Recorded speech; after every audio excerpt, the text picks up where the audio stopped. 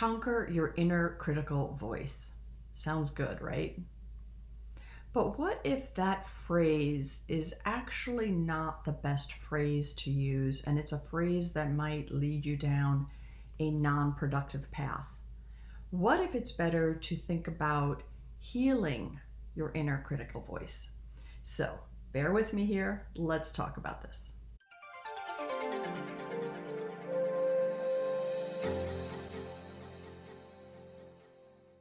For those who don't know me, my name is Barbara Heffernan, and I am an online life coach geared to helping people live more joyful lives. And I created Awaken Joy to integrate my 20 years of experience as a psychotherapist with my life coaching skills, with some Buddhist philosophy, meditation, a whole lot of techniques that coming together help people live more joyful, more productive, and more authentic lives. So welcome. If you support the work I'm doing here, please give me a thumbs up on this video and subscribe to my channel. It helps a lot, actually. So I would really appreciate that. If you enjoy this work, please subscribe.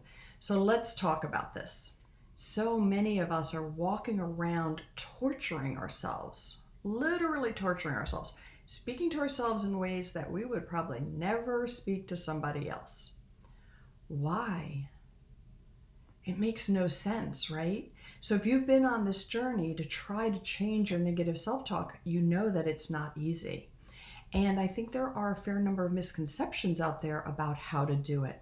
So I want to talk about that a bit. So basic techniques for changing your negative self-talk are to become aware of it, to replace it with more positive statements, to recognize the fallacy in it, right? And then to practice talking to yourself as if you would talk to a friend. So those are sort of simple steps, and I'm not going to spend a lot of time right now going into sort of the basics of how to do that, because I would like to introduce to you a conceptualization that might help you change how you think about the entire process.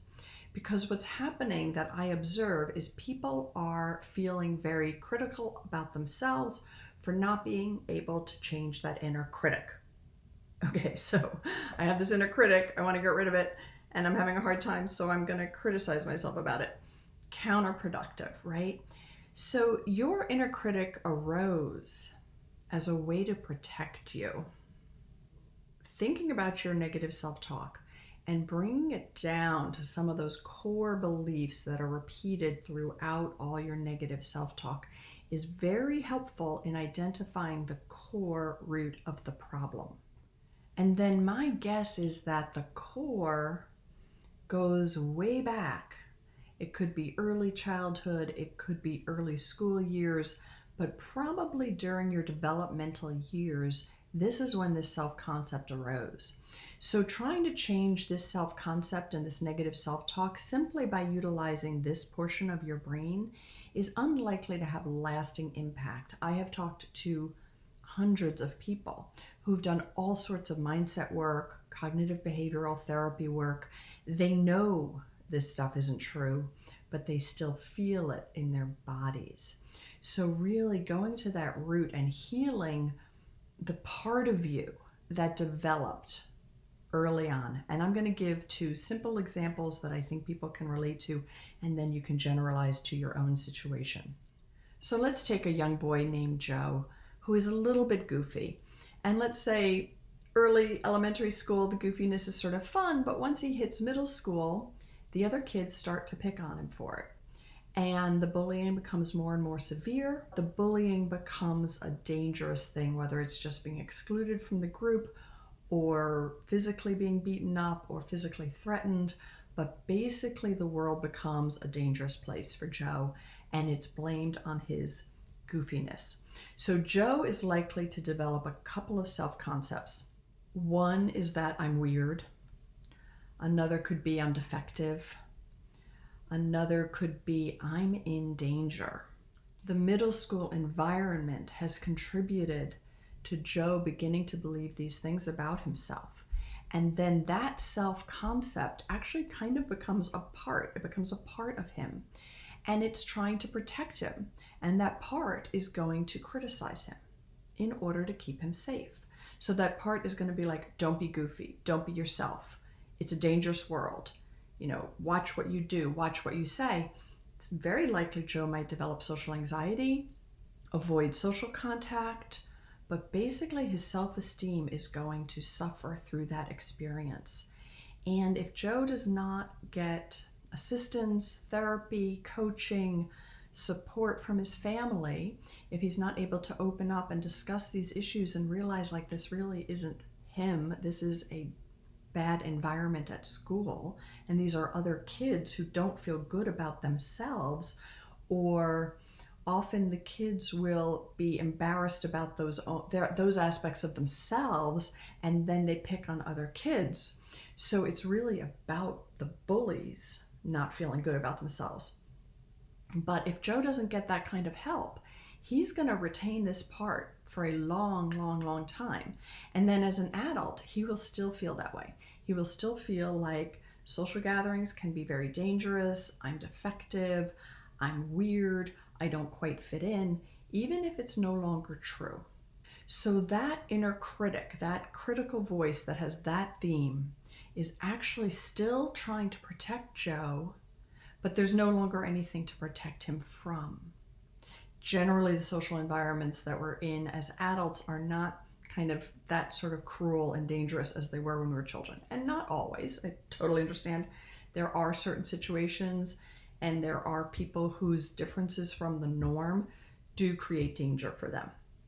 So I'm not talking about those situations. I'm talking about the situations where that inner critic is clearly irrational, doesn't make sense anymore, and you know it. Okay, just want to be clear about that.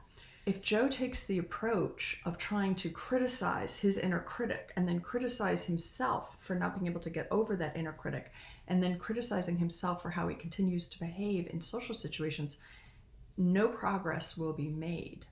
If he can begin to see that that was a part of himself that really, really wanted to fit in, that was a part of himself that really wanted to keep him safe within that environment and enable him to connect with other people, then he can begin to calm that part down.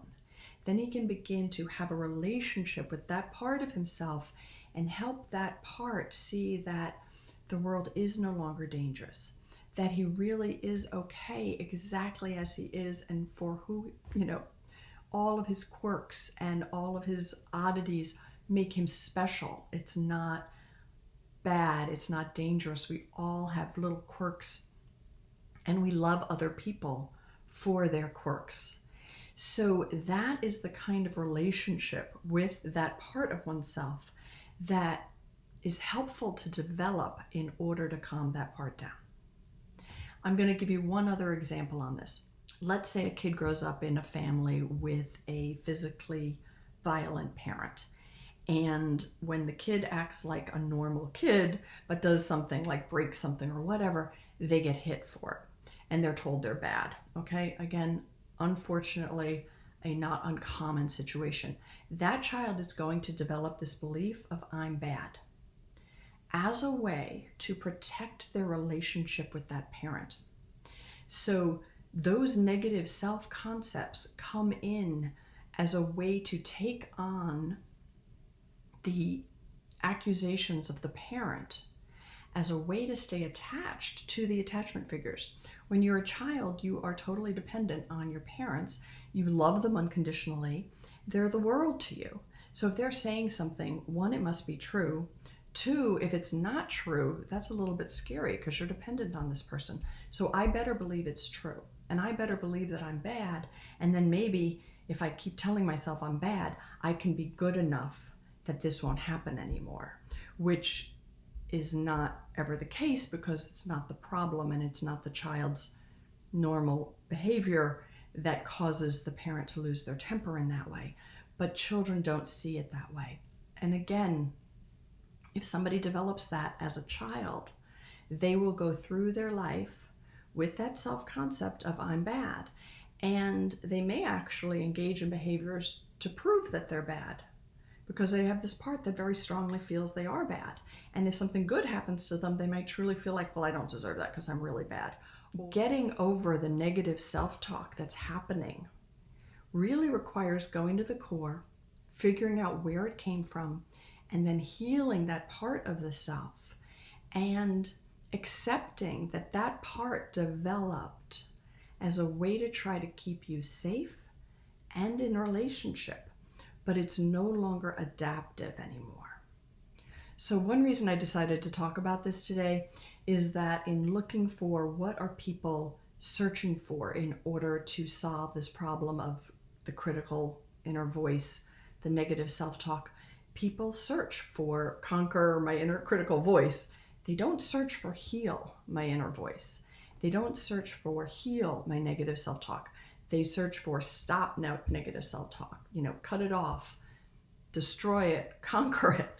And it's really about integrating, having compassion for ourselves. So a couple of offerings for you. One of them is a free PDF called Transform Your Negative Core Beliefs.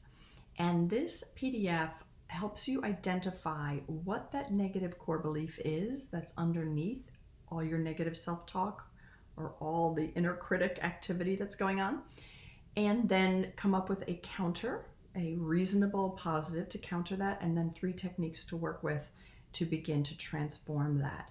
And you can find the link for that PDF in the notes below this video. You have to click show more where you see it say show more, and then you'll see a whole bunch of links.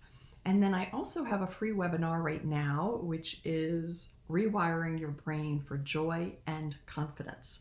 And the webinar is 1 hour and 15 minutes. And I really talk about what it takes to rewire the brain. And it takes a lot of guidance, it takes a lot of practice, but it is possible. It's possible to rewire your brain so you feel more joy and more authentic confidence. And then for people who are interested in going into this work deeper with me, I do have a coaching program called Roadmap to Joy and Authentic Confidence. It's a 6-month program. We really work on these techniques of rewiring the brain, identifying these negative core beliefs. I also bring in other healing modalities, meditation, understanding healthy behavior, positive action. There's a real focus on action to move your life in the direction you would like your life to go.